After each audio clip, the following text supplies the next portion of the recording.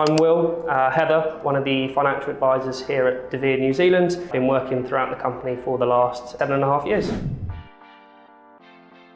Yes, you can. Anyone is eligible to transfer their private or company pension from the UK over to New Zealand, as long as they are a resident here.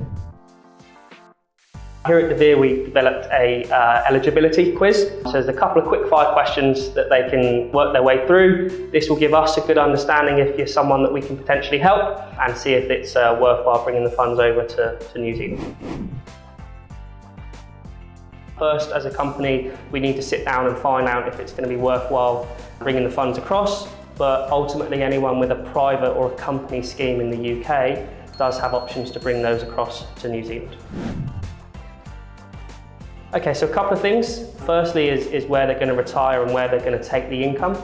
Okay, so whether that be here in New Zealand or in the UK. If it's here, then there's a few different tax angles that we'd have to look at and consider, depending on where you draw down the money from. Fairly straightforward. So we run a pensions tracing service. So we can actually help you guys go away and track down the information, whether that be one that you're up to speed with or one that you've lost touch with. Really basic information, so things like your name, date of birth, and then key information such as the companies you were working for, as well as a UK national insurance number.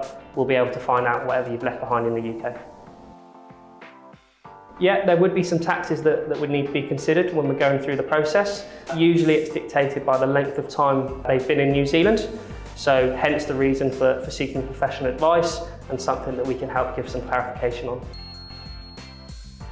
Dependent on the scheme itself, if the pension remains in the UK, it can be dependent on their access age. However, if the funds were to be brought into New Zealand, you get full access from the age of 55.